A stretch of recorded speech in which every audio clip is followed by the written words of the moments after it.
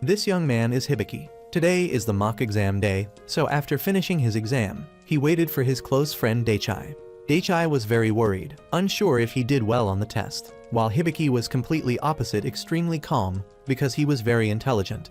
The two stopped at a cafe to discuss their future plans about going to university or finding a job. Daichai wanted to get a driver's license after entering university and meet girls he liked. He suddenly remembered something interesting and grabbed Hibiki's phone to do something. Daichai downloaded an application called Nika. Recently, this app was very popular because it could tell them the cause of their death very realistically. There were even rumors that some people died exactly as the app had predicted. After Hibiki uploaded his photo to the app, the system notified that it would take some time to analyze. Afterward, the two went to the subway station. Daichai noticed a girl named Nishako in the distance, who also seemed to have just finished the mock exam like them. Suddenly, both received notifications from the app that their deaths had been analyzed. Along with that was a video showing a train derailment crushing people. They saw themselves dying from being crushed by the subway train, and the scene of the incident was right here. Both became anxious, feeling something was wrong. Just as they were about to leave, it was too late. The train rushed toward them at an insane speed, then derailed. The surrounding space suddenly darkened. The Nika system notified that if he wanted to live, it would give him a chance. After Hibiki selected the option to live, a player application automatically downloaded on his phone. Soon after, Hibiki gradually regained consciousness. He couldn't believe that just minutes ago this place was still normal. Now it had turned into a pile of wreckage. Daichai also slowly regained consciousness. While both were confused and wanting to call for help, something moved in front of them. A black demon appeared, dragging the dead people to eat them. On the other side, Nishia was also terrified witnessing this scene. Their movements attracted the demon's attention. When a demon lunged at Nishia, she accidentally summoned a blue-skinned demon that cut off the other demon's head. Daichai also unintentionally activated a summon, calling forth a small demon that could shoot ice. Hibiki ran over and told Nishia to follow him. The three climbed to higher ground and looked down to see the demons they had just summoned protecting them. They ran to a corner, and Nishia showed them her phone screen. On it was an image of the demon she had just summoned. Hibiki recounted how the system had asked if he wanted to live, and similar to him, Daichai and Nishia were also asked the same. He made a deduction that possibly those who chose death had their demons automatically summoned. The three ran outside the city and saw chaos all around. The government announced that their prefecture had experienced a natural disaster, so the casualty rate was extremely high. Daichai called his family but lost signal after talking for just a moment. When the rescue team arrived and wanted to enter the tunnel to rescue the victims, they were stopped by people wearing strange clothes. They introduced themselves as the government's Special Disaster Response Team. This place would now be under their direct command. The rescue soldiers were angry because they didn't know if the disaster victims inside were still alive, yet they were prevented from entering. Because of the lost signal, Nishia couldn't call her family and was very worried. Since Daichai and Hibiki had already called their families, they were probably fine. The two decided to accompany Nishia to her home. Afterward, she tried calling multiple times but still couldn't get through. She apologized to the two for dragging them into this. Both felt that with the current chaotic situation, they should stick together. In the evening, Daichai went to buy water while Hibiki and Nishia talked. She said that if she had known this would happen, she wouldn't have participated in the mock exam. Hibiki felt as if they were being tested by someone using the application. After returning with water, the two happily played rock, paper, scissors. The result was as before. Hibiki won and received the water bottle. Something strange descended from the sky to where they were. While everyone wondered what it was, the sphere on top expanded and exploded. After that explosion, another sphere formed. It frantically fired bombs and bullets, attacking people around, and those who couldn't escape in time lost their lives. When the sphere aimed at Hibiki and Nishia, she summoned her demon to block the attack. The system notified that there was a new death video. Hibiki opened it and was shocked to see Daichai's death inside. From behind, Daichai drove a large vehicle into the demon and then exploded. In the smoke, the demon was still not dead but gradually reappeared. Witnessing his best friend's death made Hibiki extremely angry. He activated the summoning system, and a large wave of power erupted. The disaster response team personnel were amazed when they saw him summon the divine beast Byakko. Under Hibiki's command, Byakko dodged the bullets, leaped to claw the demon, and then struck it with lightning to destroy it. He ran to the fire site and heard Daichai's voice. He had been pulled out of the explosion by one of Nishia's small demons. The Special Disaster Response Team, named JBS, immediately surrounded and took them to their headquarters. In the vehicle, all three were handcuffed and had their phones confiscated. Hibiki didn't understand why the government knew this would happen yet abandoned the citizens. The convoy was driven to the parliament building. After entering, the three were amazed by the grandeur of the place.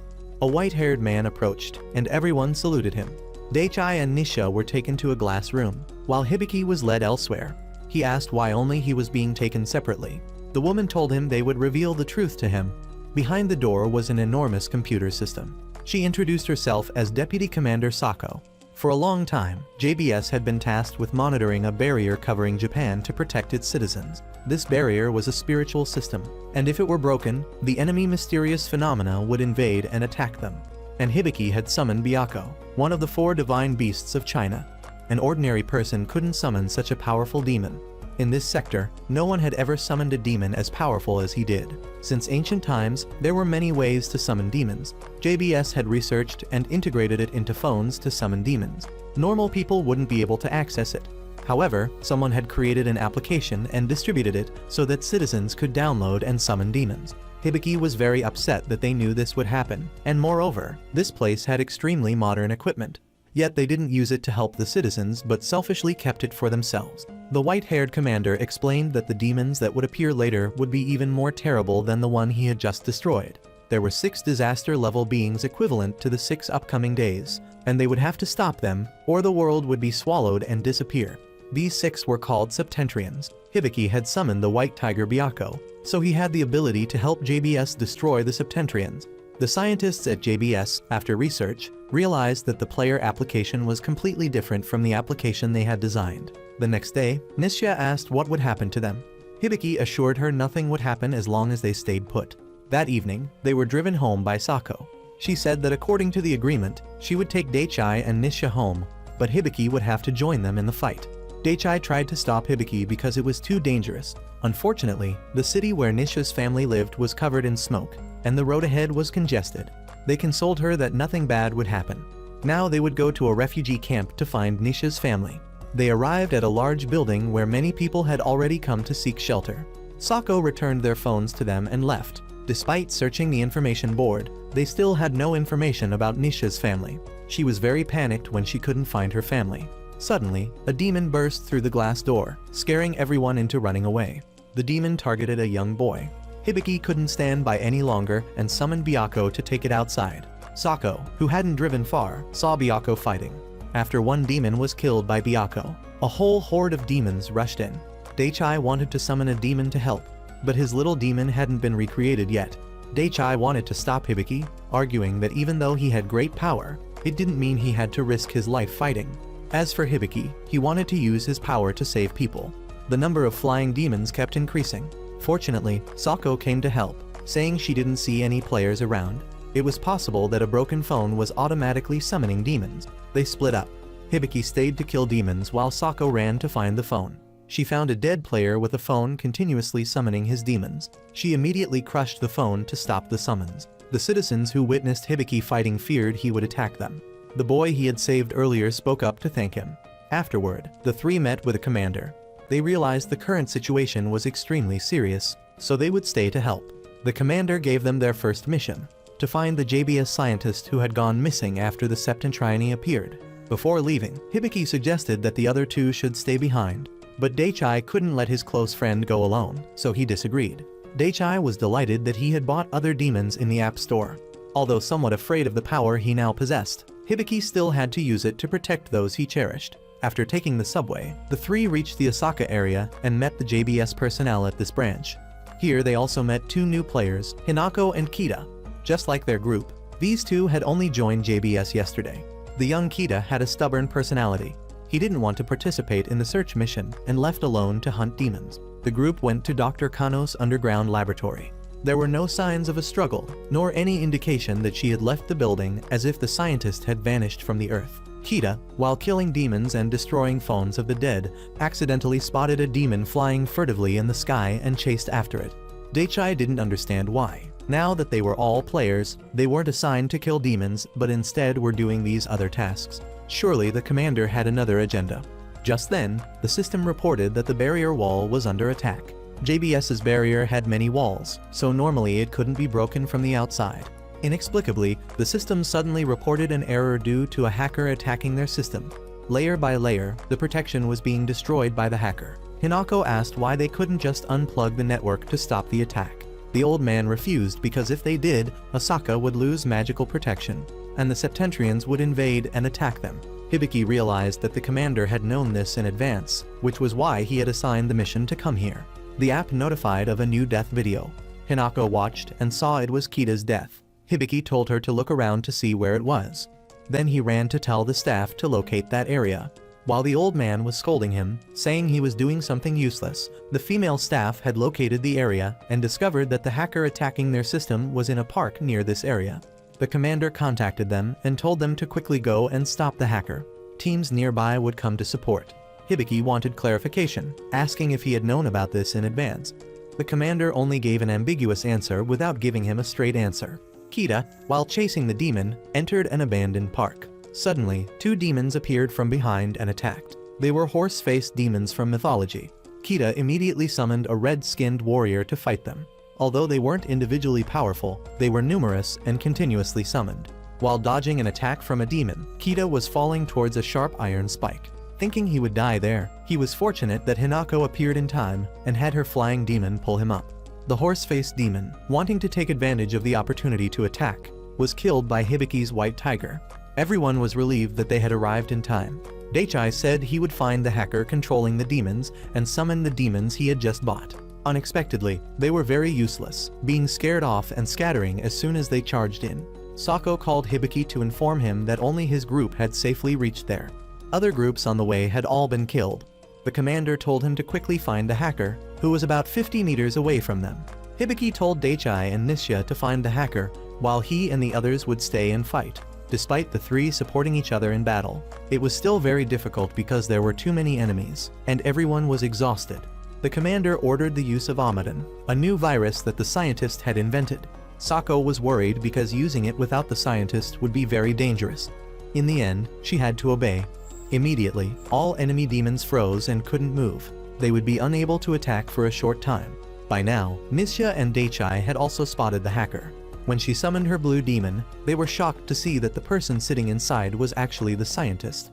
Right after, a high-level demon killed Nishia's demon and threw her from a height. Kita immediately controlled his demon to catch her. The people at headquarters were also alarmed to learn that the hacker was the scientist.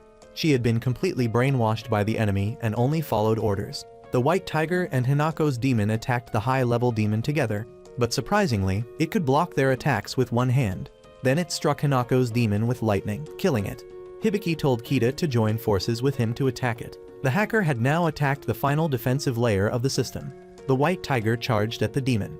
When it created a shield to block, Kita's demon attacked from behind and killed it. Daichai also followed the plan and used an iron rod to destroy the system the hacker was using. When everyone thought they had succeeded, the demon from earlier was still not dead.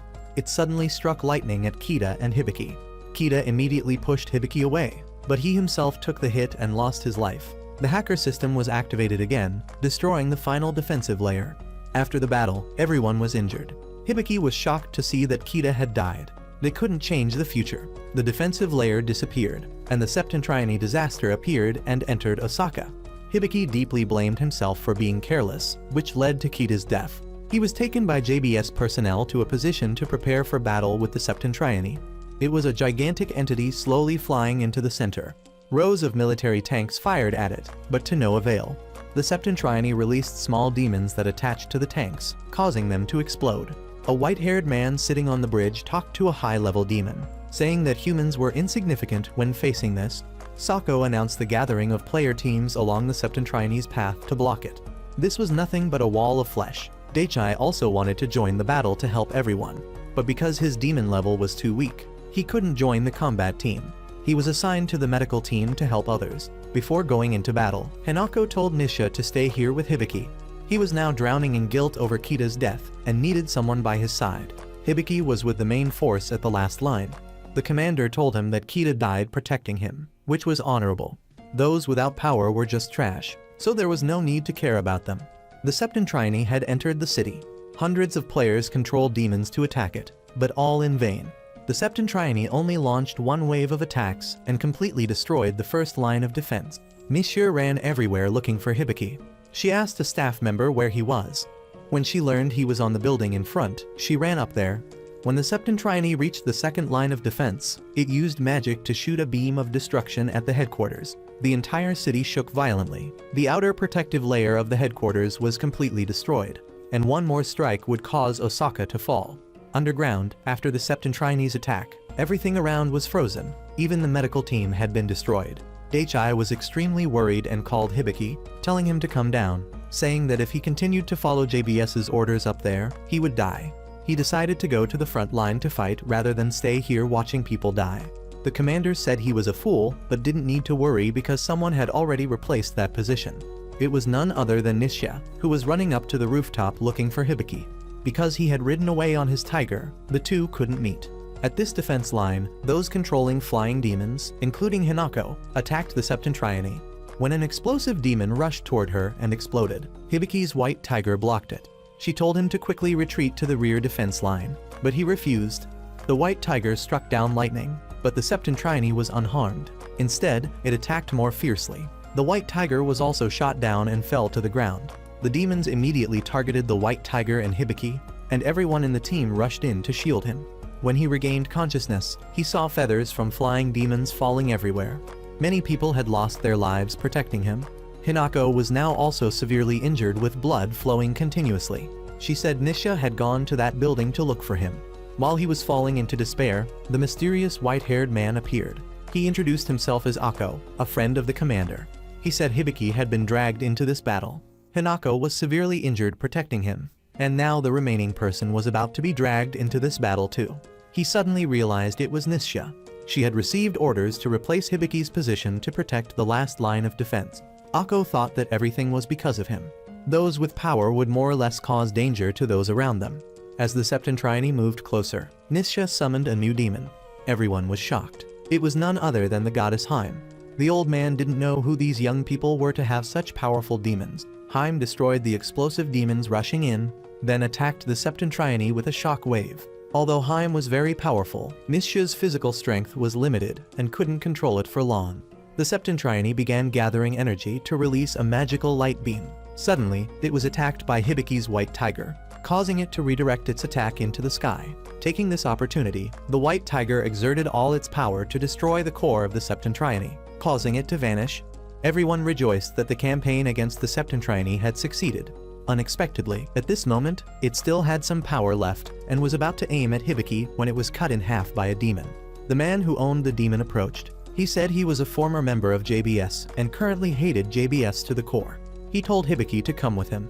The people at the headquarters were alarmed when they no longer saw Hibiki's presence. He had disappeared. The man who took Hibiki away was the leader of the rebel army who had seized the JBS branch in Nagoya, named Ronaldo. He was a former member of JBS, so he knew many of their secrets. Daichi and Nisha had hidden in cardboard boxes and infiltrated the secret army to reach Nagoya to find Hibiki.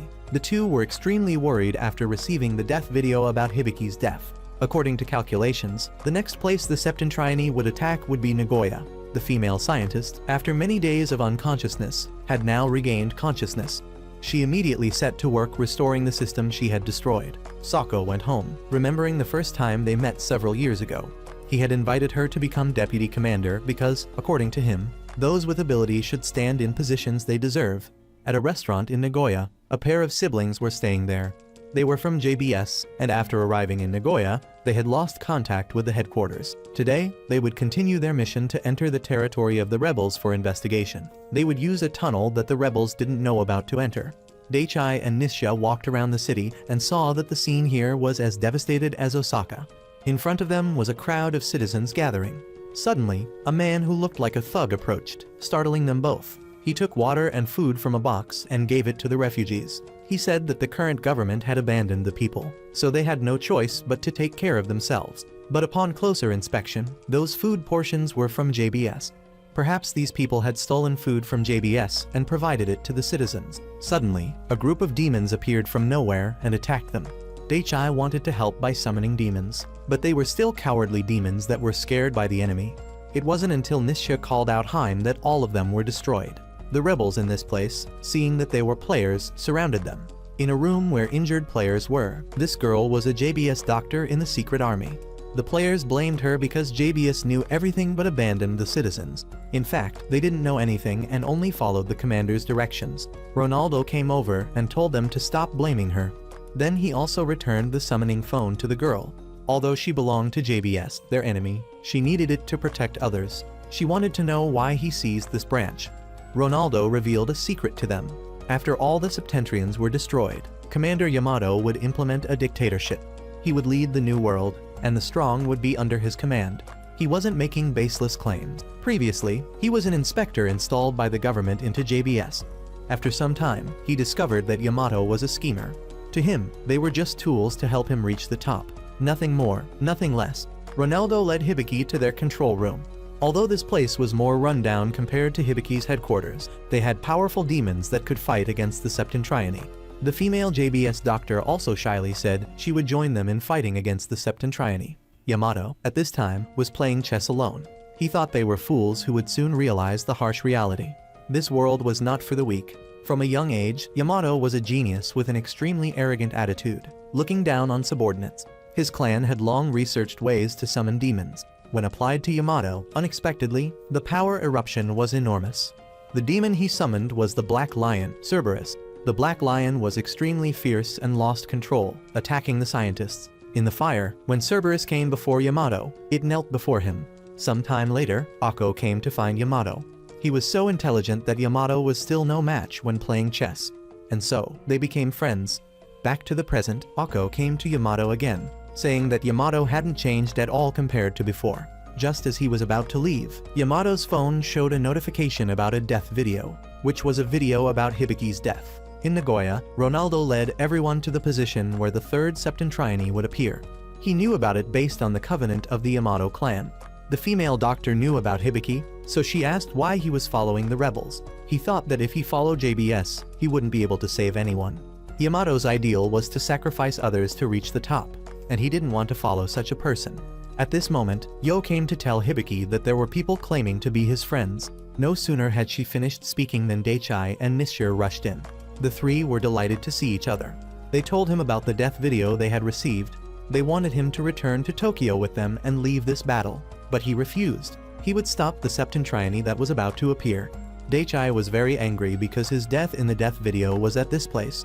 Seeing that he was still determined to stay made Daichai furious, but he also decided to stay with Hibiki to fight against the death video. Nisha spoke up, telling him not to shoulder everything alone like that. The JBS siblings, while infiltrating, accidentally fell into a place with many rebel soldiers. They immediately summoned demons to fight. The girl was very excited to fight with demons. She and her brother also summoned their demons, the Dihai cat and the warrior cat. In just a moment, their demons had killed all the rebels' demons. Ronaldo and Yo also appeared right after. He told the two to stop because they wouldn't be able to defeat them. While the situation between the two sides was very bad, not willing to reason but fighting, the ground suddenly shook violently. People in the control room notified Ronaldo that the Septentriani was about to appear. After determining the coordinates, surprisingly, the position where it would appear was where they were standing.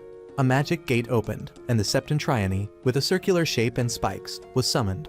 Ronaldo gathered all the players belonging to the rebel army to support. The siblings also stopped fighting and joined him in fighting the common enemy, the Septentriani. But most of their attacks were ineffective. At this point, the Septentriani's spikes stopped spinning and stuck into the walls on both sides. It released a wave of magic that blew away all the demons in front. If they couldn't defeat the Septentriani now, it would destroy the system, and Nagoya would be destroyed. When the Septentriani was about to launch another magical attack, Hibiki arrived. His fire phoenix unleashed terrifying firepower at the Septentriani. Everyone was amazed by that power. Nisha also summoned Haim to support him in the fight.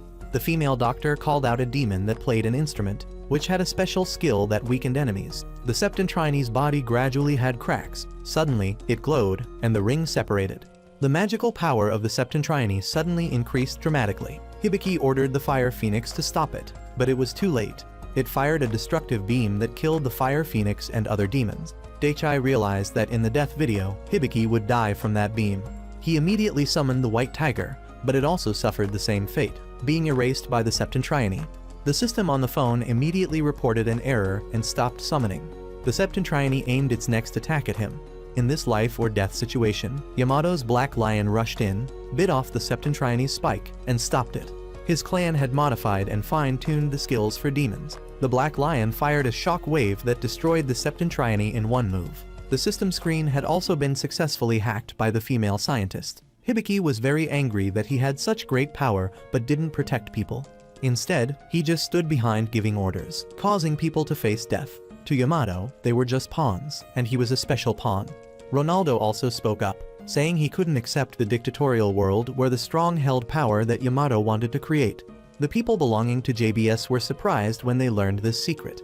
Hibiki also resummoned the White Tiger, ready to confront Yamato if he wanted to harm others. Akko suddenly appeared beside the wreckage, saying he didn't expect the rays of hope to confront each other. He said Yamato immediately came here after receiving the video of Hibiki's death. Yamato affirmed that the upcoming Septentrians would be even more brutal, so Hibiki was just a weapon, nothing more, nothing less.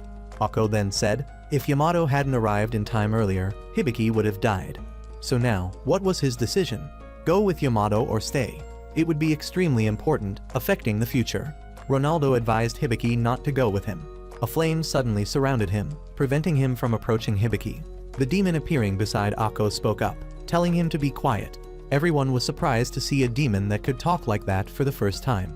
The demon asked Akko why he sided with these weak humans. Hibiki asked if Akko was a demon. He introduced himself more clearly as one who always suffers. Players from the rebel army summoned demons to confront them. That fire demon, with just a snap of its fingers, caused all the demons to burst into flames. Hibiki told everyone to retreat.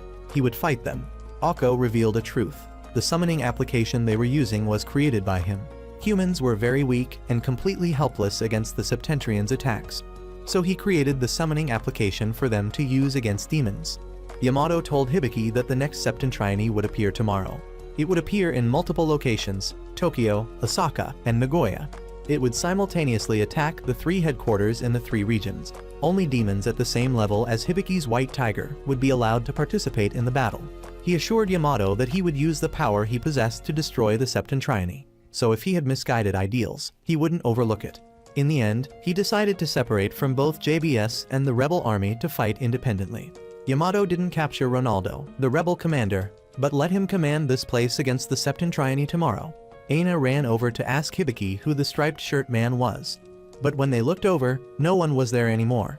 On the train back to Tokyo, Yamato's hand was injured and bleeding, but he showed no signs of pain. In Hibiki's mind, he was still puzzled by the question of why Yamato would risk using the teleportation gate to come and save him. The teleportation device had also been adjusted.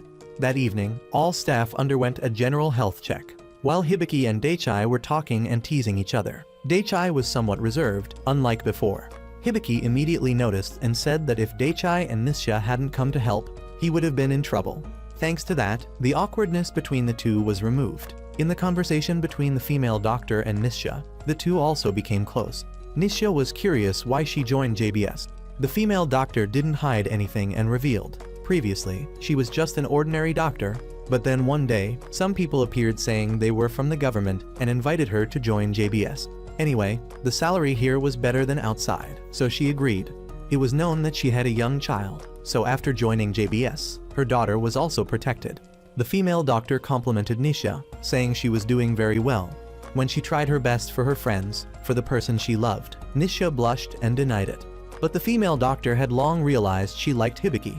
Outside, Daichai was waiting for Nisha to come out, and he was teased by Yo, who went to the front of Nisha's clinic.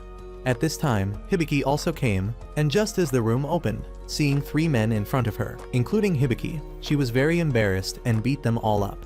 As they were all sitting drinking coffee, Yo came over again to tease the two. Ronaldo, after his checkup, immediately went to inspect the equipment. He was very cautious and prepared fully for tomorrow's battle. While they were relaxing, Aina rushed over and scolded them for being peepers. Daichai and Hibiki didn't understand why they were being scolded like that. It turned out that earlier in the examination room, it wasn't just Nisha, but Aina was also changing clothes. Yamato was at the dining table with the high-ranking leaders. They blamed him for going to Nagoya and abandoning Tokyo. If anything happened, who would protect their lives? He silently cursed them as a bunch of trash. The Septentriani appearing tomorrow would have 3 entities. It would simultaneously attack the 3 areas, Tokyo, Nagoya, and Osaka. They would be divided into 3 teams to fight. To destroy it, they needed to simultaneously destroy the 3 cores inside the Septentriani. Hibiki's group would fight in Osaka, so they were teleported there. Nagoya would be under Ronaldo's command, and finally, Tokyo would be fought by Yamato alone. The next day, the Septentriani appeared from under the sea. Its body was a round mass surrounded by spikes, rolling toward the center. Hibiki thought about the USB that Ronaldo had given him. Inside it contained all the information he had investigated about the Yamato clan. In Nagoya, everyone had begun the attack. Unexpectedly, the outer scales of the Septentriani were extremely hard. They couldn't cut through it. Not only that, its regeneration rate was also terrifying. Wounds would immediately heal. Daichai didn't want to just stand and watch, so he summoned a new demon. Somehow, as soon as it saw the giant Septentriani, it signaled "no way" with its hand and automatically cancelled the summoning. Hinako called out a demon similar to the one Kita had used. She would use it to avenge him. Whether a demon was strong or weak depended on the controller. The demon she just summoned had great power, punching away a large chunk of the Septentriani's flesh, thus exposing the core inside its body. Taking this opportunity, Hibiki had the white tiger claw through the core and shatter it. The Septentriani also broke apart. They thought they had succeeded, but unexpectedly, the regeneration rate of the Septentriani increased. From those tiny fragments, it could regenerate a complete body. And it also began to counterattack by shooting out the sharp spikes on its body. In Tokyo, Yamato was alone facing the Septentriani. He had his demon perform a formation that prevented it from moving. When it shot out spikes, they were all clawed into fragments by the Black Lion and exploded.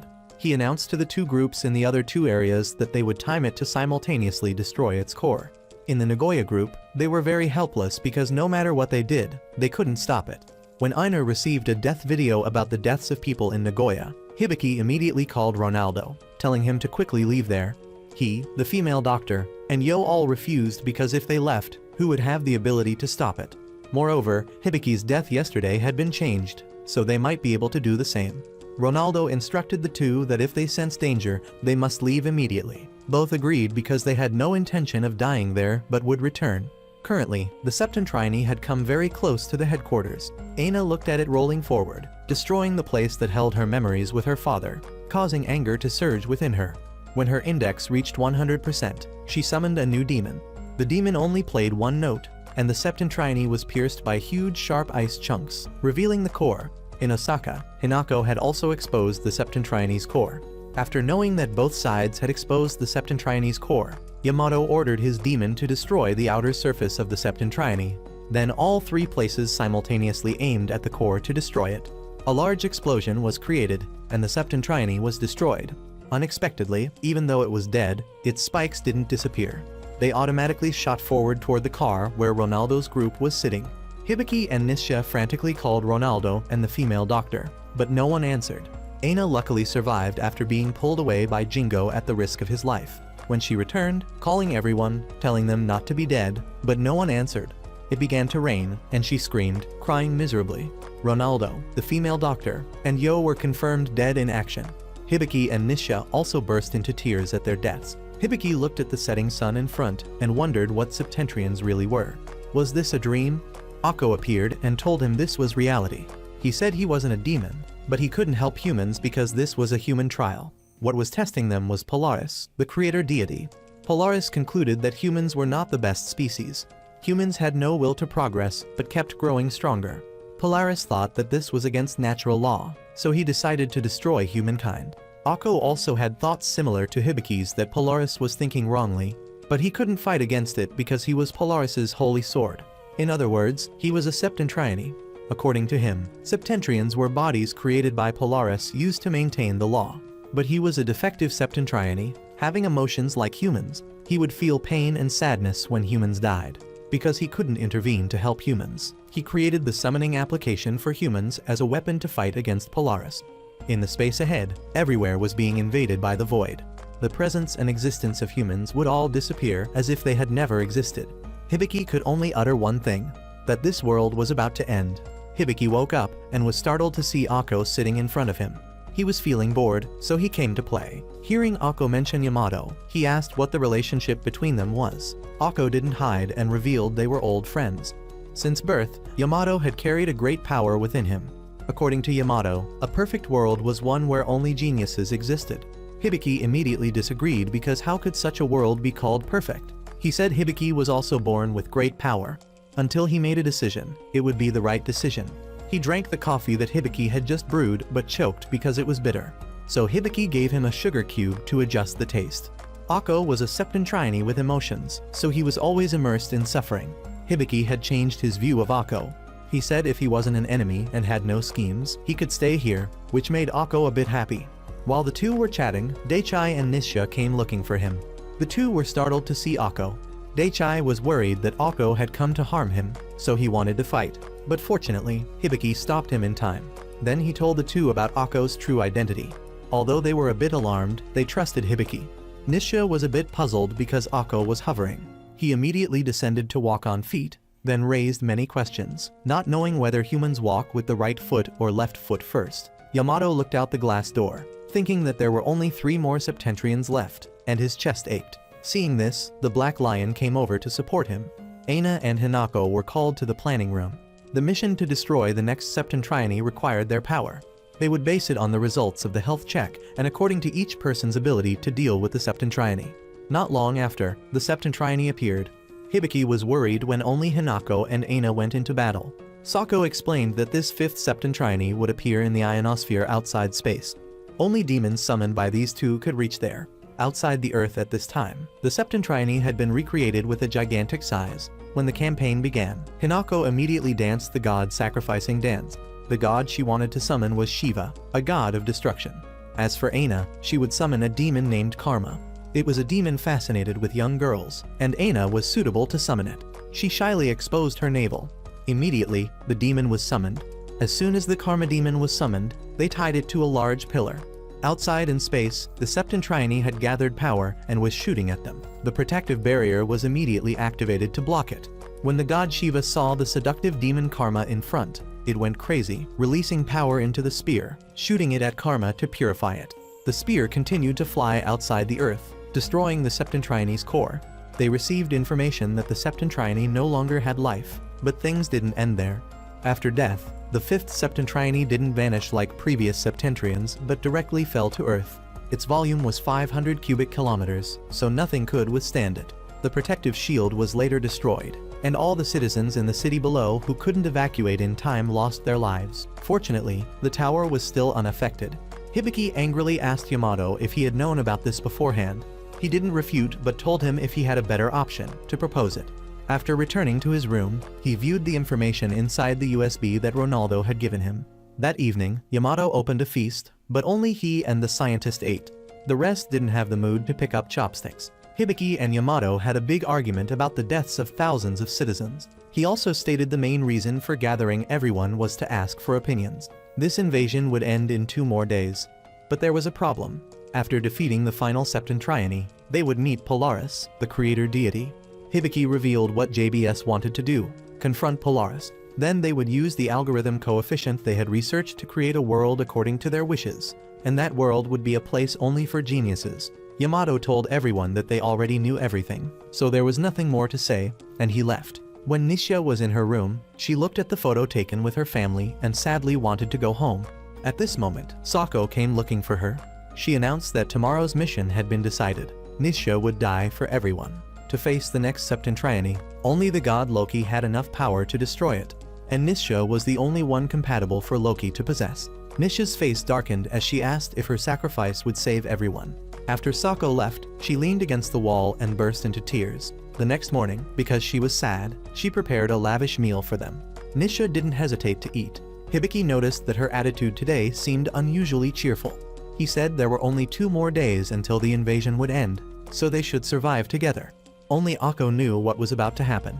He went to Yamato's room and asked if this plan was right, because if possessed by a deity, no human could withstand it and would lose their life. He was worried that Hibiki wouldn't be able to overcome the shock of his friend's death. Nisha, after looking at the last messages from her family, left with the staff. When the Septentrian appeared, Hibiki looked around but didn't see Nisha anywhere.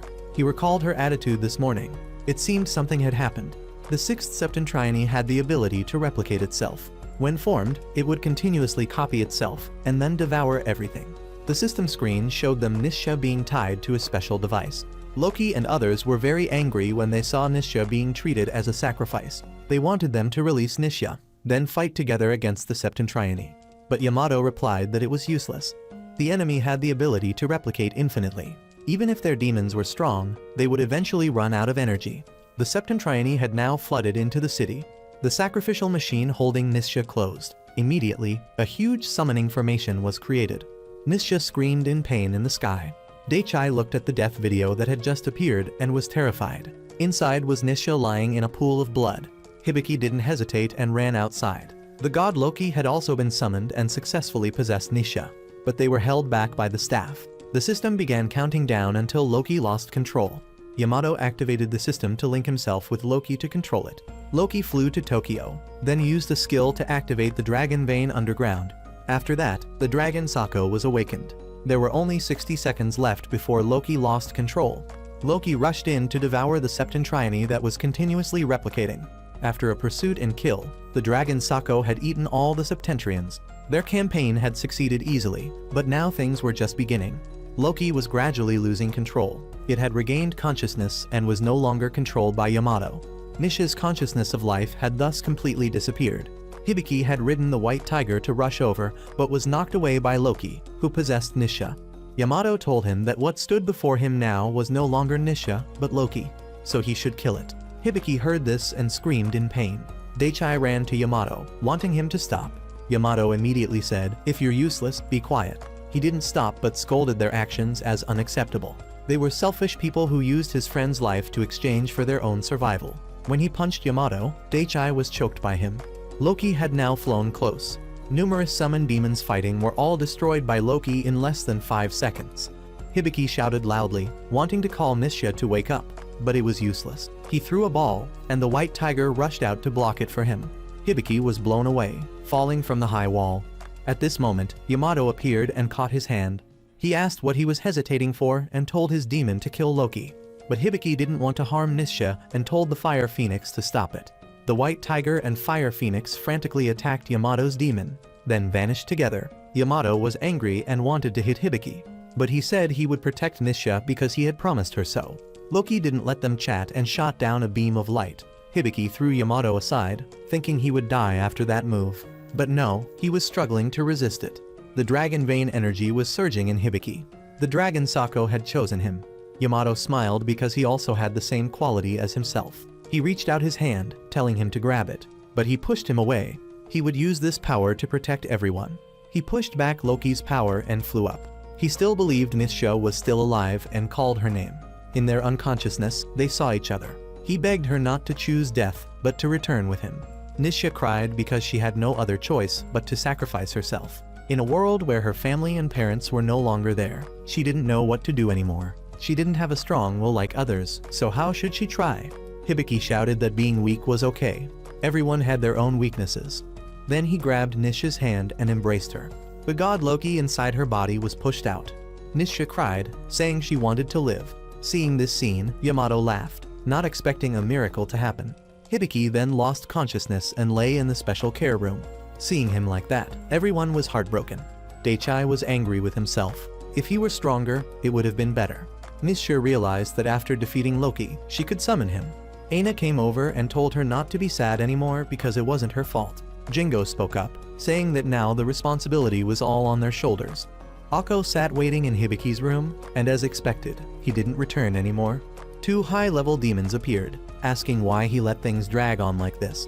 He also didn't know what this emotion was, but perhaps he had come to love these humans. The demons heard his emotion of love, but didn't understand what he was saying because they only wanted to see humans being swallowed by darkness. The high-level demon transformed into a spear to kill him. But after all, Akko was still a Septentrian. He just waved his hand, and the demon was suppressed, falling to the ground unable to move. Then it was crushed and disappeared. The fire demon beside trembled, saying it would obey him and leave. Akko came to look at Hibiki lying on the hospital bed and then left. The next day, the situation was no different as Hibiki was still unconscious. Daichai had a headache because he didn't have any strong demons in his book. Hinako laughed, saying that was limited by ability, which made him very sad. Nisha and Jingo had prepared food to treat them. To understand each other better, they reintroduced themselves. Aina was a first-year university student. Jingo was an apprentice chef. Hinako was a choreographer, and Daichai and Nisha were both third-year students preparing for university entrance exams. They suddenly laughed, feeling that this introduction was indeed interesting. Daichai came up with the idea that on this day of becoming friends, they should connect emails with each other. When the group touched phones to connect, the death video notified them of a new video. Daichai hesitantly pressed to watch, and inside was the scene of all their deaths. When the bell rang, announcing the appearance of the Septentriani, the characteristics received from it were that it was a completely strong demon with no weakness. It had just shot down a beam of light, causing a series of their defensive shields to be destroyed. Sako told everyone that if they hated her, they could hate her because she needed their power to fight. Although trembling after watching the death video, they still didn't give up and would go into battle. In this final battle, all troops would be dispatched. Hibiki dreamed of his childhood. Outside, he was often bullied by friends because of his introverted, quiet personality. That was when Daichai appeared to help him drive away the bullies. The two also became good friends since then. When they grew older and prepared to register for university entrance exams, his parents always reminded and forced him to set his aspirations for the best school, not the school he wanted. After hearing Daichai say he would do what he wanted, he no longer cared about his parents' words and decided to follow his own desires. And then he woke up in the hospital room. Outside, the Septentriani was attacking very intensely. The parliament building had been wiped out after one move. Yamato told his subordinates to transfer all the dragon vein to him. Then he erected a magic shield to block the Septentriani's attack for everyone. Others had the task of attacking the Septentriani. Everyone summoned their strongest demons to fight. Misha also called out Loki. After a battle that injured the Septentriani, it suddenly emitted light and split apart. From the separated piece, it emitted a sound with a strange wave that forced their demons to return to the phones. The scientist on the other side had also anticipated this. She summoned a sound-emitting demon and told it to emit waves against the Septentriani's waves. Sako received a death video about the scientist's death and told her to leave there. But it was too late. The scientist had been targeted by the Septentriani. It fired a destructive beam, taking her life. The Septentriani attacked them once more. Yamato struggled to resist. Then he directly rushed up to attack it with a shock wave. The two sides continued to battle each other, very tense. Other fragments of the Septentriani chased after the rest. It shot out explosive spikes surrounding them. When the spikes exploded, they lost their lives. Another spike chased Daichai's group. Hinako was surrounded by them. She shouted loudly, telling them to quickly leave this place. After the explosion, she also died. When the spikes rushed toward Daichai and Nisha, the Fire Phoenix appeared to block them. Hibiki had recovered and asked where the others were. Nisha shed tears, and he realized everyone had died. Hibiki went crazy and rushed to the Septentriani, but the white tiger was shot dead.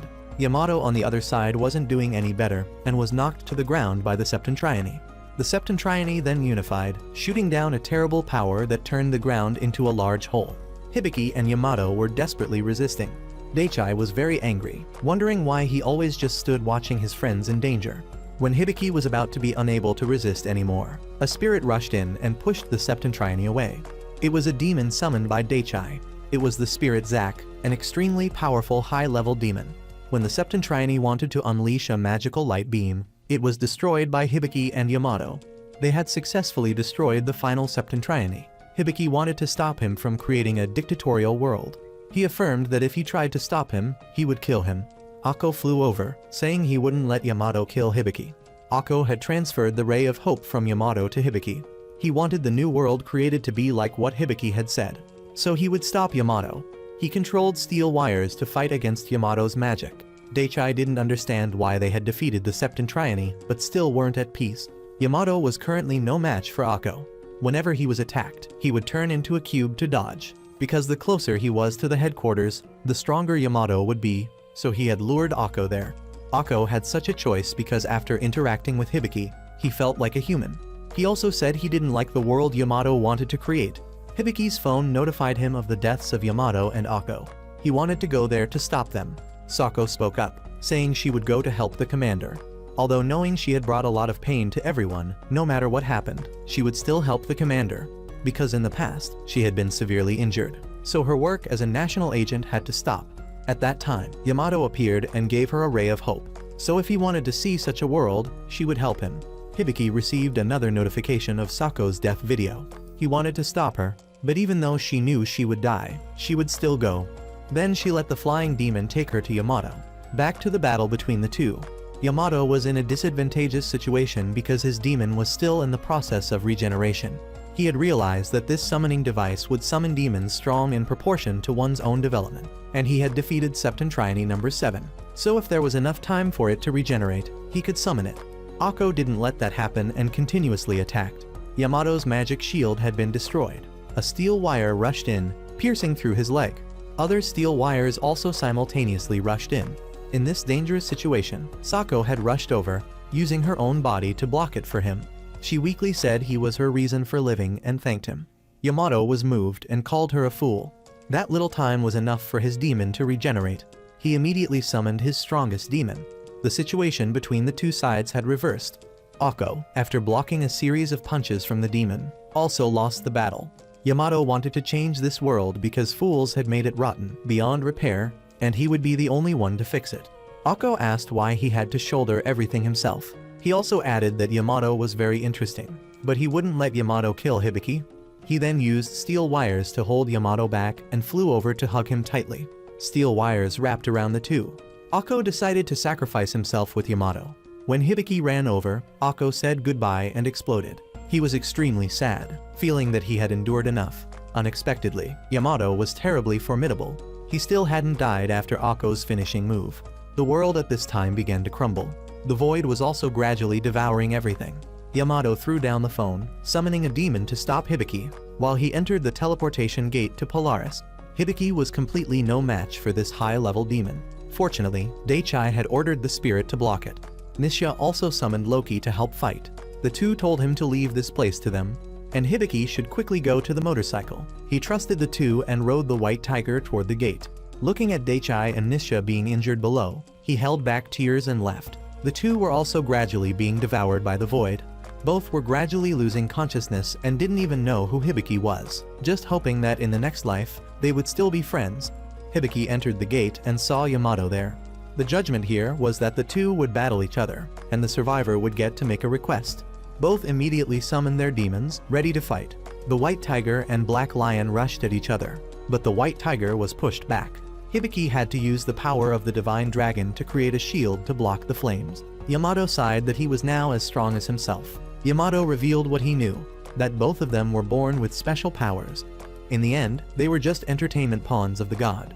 Akko was also drawn into this because of his emotions. He said he would win and use Polaris's power to reshape the world. Hibiki also spoke up, saying if that world was formed, it would indeed be great. But if it was imposed, then it wasn't their world. The best world would be the world before, where friends had fought together so that their deaths wouldn't be in vain.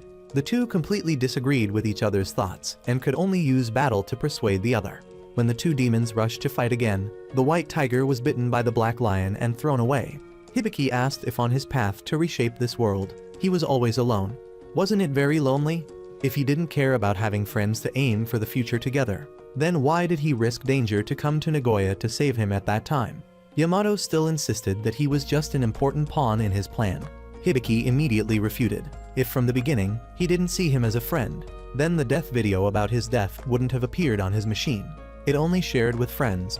Yamato was uncomfortable when hearing that he also longed to have friends. Then he summoned a demon and used a special function, demon fusion. A high-level demon was formed. When it attacked, Hibiki was blown away. Even the divine dragon shield was destroyed when trying to block it. Just when things seemed to have stopped there, unexpectedly, Hibiki had been protected by Daichai's demon. His phone notified that demons from his friends had been sent. Yamato was surprised, not understanding how demons from dead people could be sent. Hibiki was delighted, thinking everyone was cheering for him. He immediately summoned all the high-level demons, then also used fusion. All the high-level demons were continuously unified. Finally, the last thing summoned was the god Lucifer. When Lucifer waved his hand, there was immediately a hole in Yamato's demon's body. He still tried to struggle and counterattack, but Lucifer was unharmed and even approached to embrace the demon. Everything was over. Yamato had completely lost. Hibiki told him he didn't need to shoulder everything alone anymore. Light from the sky shone down on the two. Hibiki expressed his wish. The scene changed. The earth had returned to normal. They had returned to the day Hibiki waited for Daichai. Just like before, the two went to a cafe, and Daichai again said there was something he wanted to show him, then took his phone to download an application that was recently popular. Just by inputting their portraits, they would know their deaths. The two then went to the subway and met Nisha. Unlike before, Hibiki spoke up to greet her. She saw that they weren't bad people, so she came to talk and agreed to be their friend. Looking at the two friends who always did their best to help him in front of him, Hibiki happily shed tears. They received a system from the death video.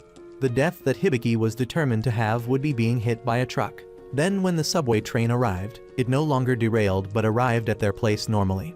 Hibiki suddenly had something to confirm, so he ran off. He recalled his wish when meeting Polaris. He wanted a world where people didn't have to bear the sufferings like before. After 7 days in that world, he had realized many things. The friends who had accompanied him were also having their normal lives. No one had to bear the pain of death anymore. Hibiki ran to the parliament building but was stopped by security. At this moment, Yamato's car drove up. He said he didn't know him, but then looked at him and smiled. Hibiki shed tears because Yamato was still alive. Ako, after a long time observing everything and seeing that the world was no longer in danger, also left.